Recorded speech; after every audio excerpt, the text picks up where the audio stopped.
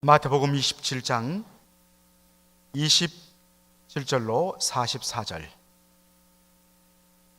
한 절씩 교독하겠습니다. 이에 총독의 군병들이 예수를 데리고 관정 안으로 들어가서 온 군대를 그에게 모으고 그의 옷을 벗기고 홍포를 입히며 가시면류관을 엮어 그 머리에 씌우고 갈대를 그 오른손에 들리고 그 앞에서 무릎을 꿇고 희롱하여 가로되 유대인의 왕이여 평안할지어다 하며 그에게 침뱉고 갈대를 빼앗아 그의 머리를 치더라. 희롱을 당한 후 홍포를 벗기고 도로 그의 옷을 입혀 십자가에 못 박으려고 끌고 나가니라. 나가다가 시몬이란 구레네 사람을 만나매 그를 억지로 같이 가게 하여 예수의 십자가를 지웠더라.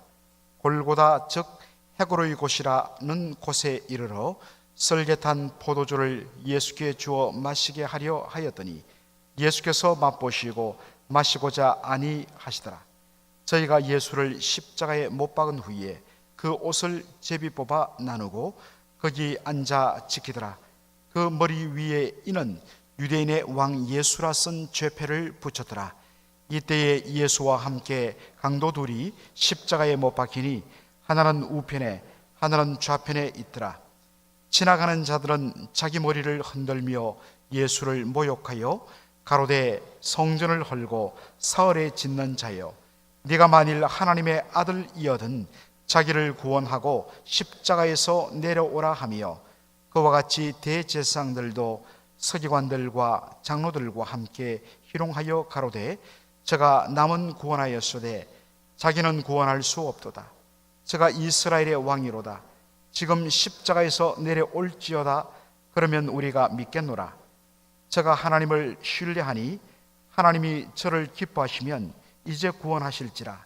제 말이 나는 하나님의 아들이라 하였도다 하며 다같이요 함께 십자가에 못 박힌 강도들도 이와 같이 욕하더라.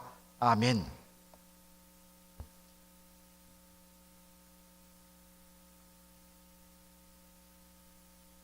예수님께서 골고다 언덕을 올라가셔서 드디어 십자가에 못 박히기 바로 직전에 일어난 사건을 마태복음 27장 33절로 34절은 이렇게 소개하고 있습니다. 골고다 즉, 이 골고다란 말은 해골이란 뜻이죠. 골고다 즉 해골의 곳이라는 곳에 이르러 로마 군병들이 썰개탄 포도주를 예수께 주어 마시게 하려 하였더니 라고 말씀하고 있습니다. 썰개탄 포도주, 여러분들 이 썰개탄 포도주를 왜 주었을까요? 이것은 십자가 처형을 당하기 전 극심한 고통이 밀려올 때에 그것을 잠시나마 그 고통을 잊게 만드는 일종의 마취제 성분이었습니다. 그 포도주에다가 아주 쓰라린 썰개를 탔기 때문에 그 썰개의 쓰라림 때문에 잠시 십자가에 그 못 박히는 고통을 잊어버리게 만드는 그러한, 어떤 의미에서는 십자가 처형을 당하는 사형수에게 마지막으로 베푸는 최소한의 자비라고 할 수 있습니다. 그런데 예수님께서 어떻게 하시냐? 예수님께서 그것을 맛보시고 마시지 아니하시더라라고 이야기하고 있습니다. 왜 예수님께서 마시기를 거부했을까요? He refused to drink it. 마시기를 거절했다. 왜 예수님께서 거절했을까요?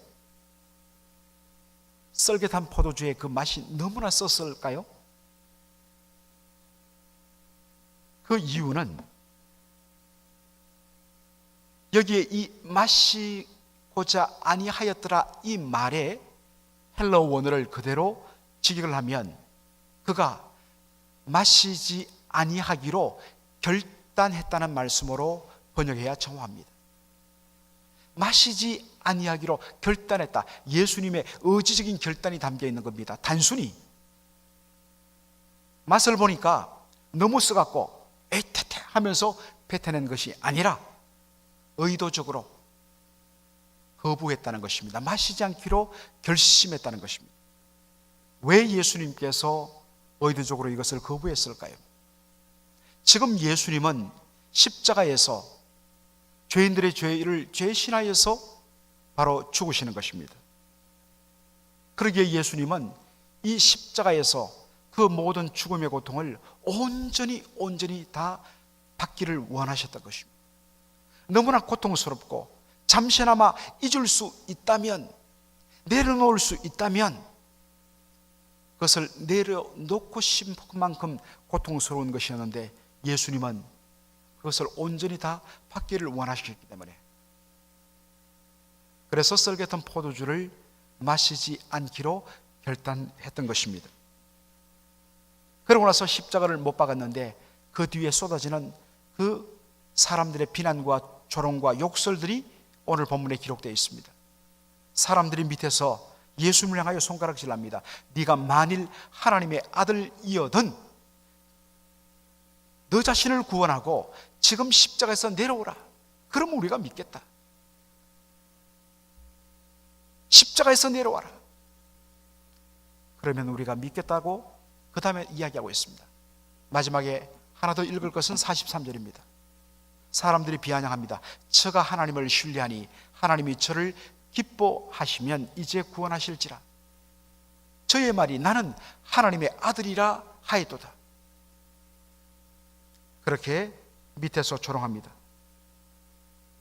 여러분, 십자가에서 내려와라. 그러면 우리가 믿겠다. 정말 진정으로 예수님께서 십자가에서 내려오면 믿겠다는 것입니까? 아니요. 이들의 말에는 절대로 그런 일은 있을 수 없다는 오히려 역설적인 더 강한 조롱이 담겨 있습니다. 왜 예수님이, 하나님의 아들이라고 불리는 예수님이 절대로 십자가에서 내려오는 일은 없을 것이라는 확신을 그들은 말한 것입니까? 그것은 바로 십자가에 담긴 의미 때문이죠. 십자가는 로마 시대 가장 극악한 사형수에게 내리는 처형 도구였습니다. 끔찍한 처형 도구였죠. 그러나 십자가는 유대인에게는 한 가지 더 의미가 있는데 그것은 바로 신명기 21장 23절의 말씀 때문인 것입니다. 신명기 21장 23절에 나무에 달린 자는 하나님께 저주를 받았습니다. 나무에 달린 자는 하나님께 저주를 받았습니다. 그러므로 단순한 사형수에게 내리는 고통스러운 사형, 처형 그 의미 이상으로 나무에 달린 자, 곧 십자가에 못 박힌 자는 하나님께 저주를 받았습니다. 영광스러운 하나님의 아들이 하나님께 저주받고 버림받음의 상징인 십자가에 못 박혀 죽는다? 이것은 넌센스인 것입니다. 있을 수 없는 일인 것입니다. 그들의 눈에는 십자가에 못 박힌 예수는 그저 하나님 앞에 저주받은 극심한 극악한 죄인 중에 하나에 불과할 뿐인 것입니다. 그래서 조롱한 것입니다. 만일 네가 하나님의 아들이어든 십자가에서 내려와라. 조롱 중에도 이런 조롱은 없습니다.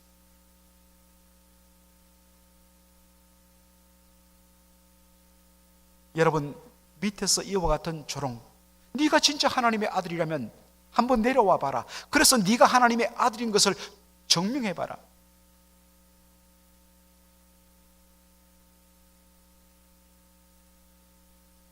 참 우리가 가장 많이 당하는 유혹들이 바로 그런 것이죠. 억울하고 속상할 때에 정말 내가 누구인지를 보여주고 상대방의 길을 꺾어버리고 더 이상 그런 말을 못하도록 만드는 그러한 것들, 어떤 의미에서는 그것이 우리가 살면서 자연스러운 일일 수 있을 것입니다. 그러나 하나님의 아들 예수 그리스도, 십자가에 못 박혀 지금 죽음의 고통을 당하시는 예수님은 십자가에서 내려와 네가 하나님의 아들됨을 증명해 보라는 저 유대인들의 조롱들, 사실은 그 너머에 있는 십자가를 벗어던지고 하나님의 아들됨을 증명하라는 마귀의 유혹에 대하여서 스스로 포기하셨습니다. 왜냐하면 자신이 십자가를 지시면 하나님의 뜻을 이루는 데 있었기 때문입니다. 아버지의 뜻은 죄인들을 사랑하사 그 죄인들을 죽음에서, 저주에서 건져 구원하시는 것에 있었기 때문입니다. 만일 예수님께서 자신에게 쏟아지는 그 조롱과 비아냥이 너무너무 가슴 아프고 속상하여서 자기 억울함을 풀고자 자기가 누구인지를 증명하려 했다면 자신이 영광스러운 하나님의 아들됨은 증명할 수 있었겠지만 자기를 보내신 아버지 하나님의 뜻은 결코 이룰 수가 없는 것입니다. 예수님은 자기의 의, 자기의 명예보다는 아버지의 뜻과 아버지의 영광을 위하여서 온전히 묵묵히 끝까지 조롱과 비난이 쏟아지는 그 십자가를 묵묵히 6시간 동안 참아내신 것입니다.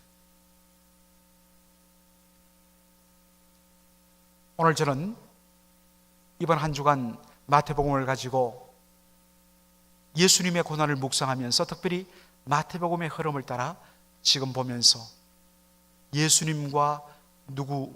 예수님과 함께했던 사람들을 시리즈로 말씀을 전하고 있습니다. 오늘 본문의 제목은 예수님과 구레네 사람 시몬입니다. 예수님께서 십자가를 지고 골고다 언덕길을 올라가는데 계속 쓰러지는 것입니다. 물론 그 예수님이 맨 나무에 본인이 메어 달릴 그 나무를 들고 올라가는 그 무게가 너무 무거웠기도 하지만 로마 군병들이 그렇게 심하게 채찍질을 하는데 그 가죽 채찍질 끈 앞에는 뼈와 쇠조각이 달려있기 때문에 한 번 때려서 휘감아 당기면 살점이 뚝뚝 떨어지게 되어 있습니다. 그래서 이미 예수님은 십자가를 지시기 전에 이미 초죽음이 된 상태지요. 그러니 그 무거운 십자가를 지고 골고다 언덕길을 올라간다는 것이 정말 보통 버거운 일이 아니었습니다. 쓰러지니까 갑자기 로마 군병이 구경하는 무리 중에 한 사람을 지목해서 너 나와! 그렇게 지목합니다.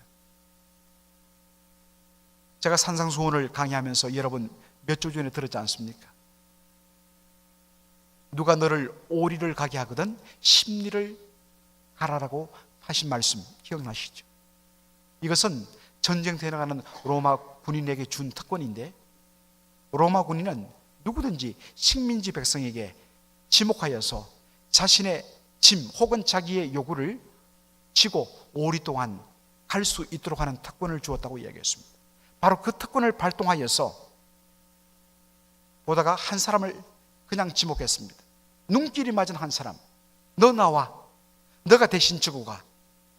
그 사람이 바로 구레네 시몬이라는 사람이었다 성경은 기록합니다.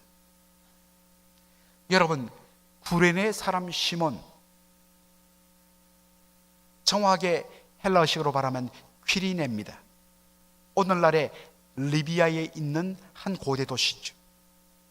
그 당시 유대인들은 이 지중해 연안에 디아스포라, 흩어진 유대인으로서 이민자들로서 수십만 명이 흩어져 살았습니다.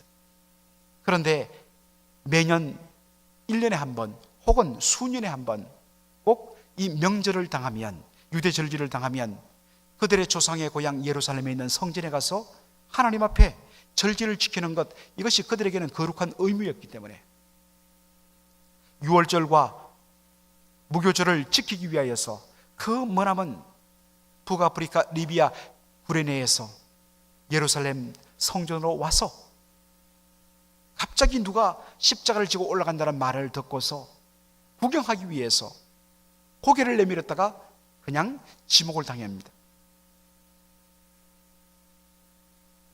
여러분, 십자가는 뭐라고 그랬습니까? 사형 형틀이라고 그랬고 더군다나 나무에 달린 자마다 하나님 앞에 저주를 받았습니다. 지금 이 십자가를 지는 죄인은 하나님 앞에 저주받은 죄인인데 저주받은 그 죄인의 지금 피와 땀이 묻어 있는 그 저주의 의미인 십자가를 내가 다 대신 진다는 것, 얼마나 억울한 일입니까? 얼마나 부정한 일입니까? 하필이면 내가 이 저주받은 자의 십자가를 내가 잠시라도 대신 져야 되는가? 도대체 내가 뭘 잘못했다고? 얼마나 투덜댔는지. 그러나 지엄한 로마 군대의 법이 그러하기 때문에 어쩔 수 없이 마지못해서 그 저주스러운 흉물스러운 십자가를 대신 지고, 정말 우리식으로 말하면 재수 옴부듯하는 식으로 그렇게 투덜거리며 잠시 십자가를 지고 가다가 그냥 던져버리고 도망쳤을 것입니다.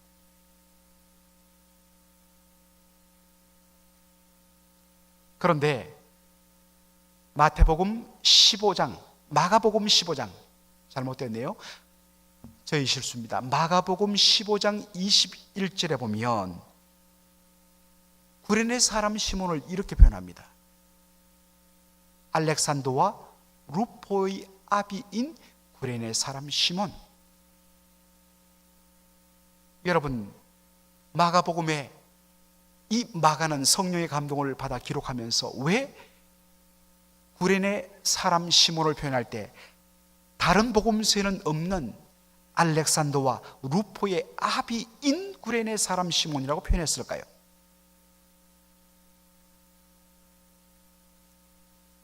여러분, 마가복음서는 이방인을 위한 복음서라고 우리는 많이 알고 있지요. 그런데 제일 처음 마가복음을 읽게 된 독자는 누구일까? 바로 로마 교회 성도들이었습니다. 이 마가복음이 기록된 시점은 한참 네로 황제의 기독교 박해가 극심해질 무렵이었습니다. 고난당하며 언제 죽음의 위기를 당할지 몰라 고통스러워하고 두려움에 떨고 있는 로마 교회 성도들을 위하여 기록한 복음이 바로 마가의 마가복음이었습니다.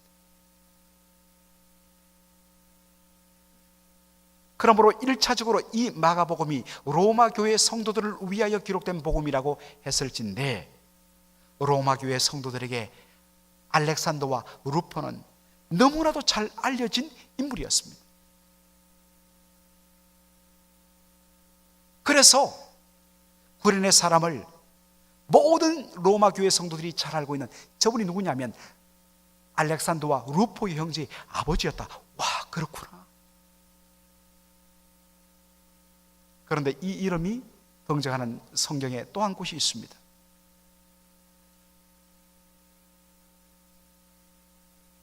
이게 저의 또 실수군요.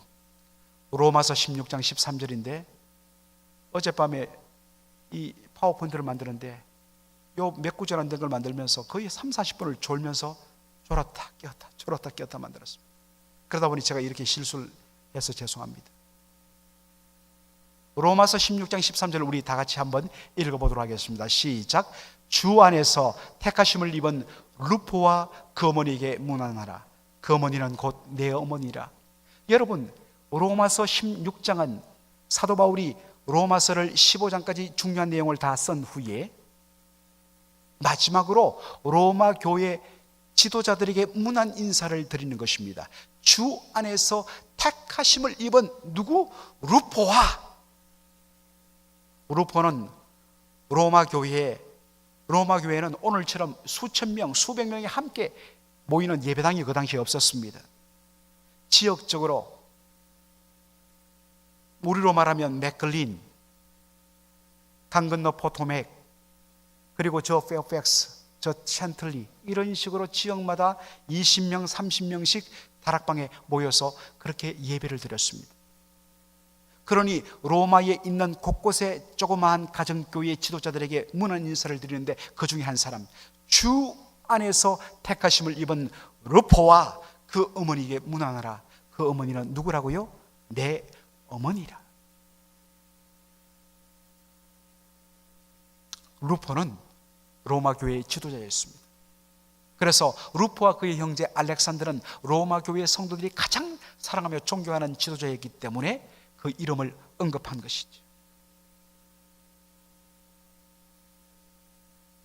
어떤 의미에서는 구레네 사람 시몬은 고개 한번 빼꼼 내밀었다가 자신도 모르게 우연히 지목되어 갔고, 그래서 그 저주스러운 하나님 앞에 저주의 상징인 십자가를 잠시나마 대신 지는 억울하고 더러운 일, 그러한 일을 당했다고 투덜거렸습니다. 그런데 이것이 얼마나 놀라운 축복의 인연이었는지, 이른바 억지로 진 십자가를 통하여서 그는 결국에는 그 십자가에 못 박히는 예수님을 보게 되었고, 그분의 눈빛 그리고 그분의 외침을 통해서 결국에는 마침내 우리 주님을 만나게 되었고, 그것이 그의 가족 전체를 주님께로 인도하는 거룩한 축복의 도구가 된 것입니다. 사랑하는 성도 여러분, 억지로는 지지 마십시오. 그리고 고통을 일부러 억지로 지는 고행주의는 우리는 거부합니다.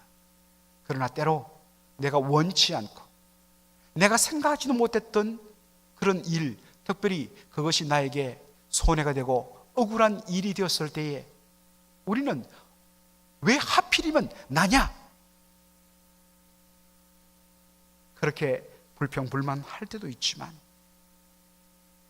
나중에는 그것이 하나님의 손에 들릴 때는 놀랍게도 내 인생을 축복하고 수많은 사람들에게 복을 주는 그런 축복의 도구가 될 수 있다는 것입니다. 그러므로 일부러는 지지 마십시오. 할 수 있다면 여러분 피하십시오. 그러나 내가 의도하지 않았는데도 내 삶의 현장에 불쑥 들어온 십자가 있다면, 고난이 있다면, 여러분 이것을 통하여서 하나님께서 주실 그 놀라운 은혜가 있음을 믿고 주여 감당하겠습니다, 믿음으로 받아들이는 저와 여러분 되기를 주의 이름으로 축원합니다. 아멘. 기도하겠습니다.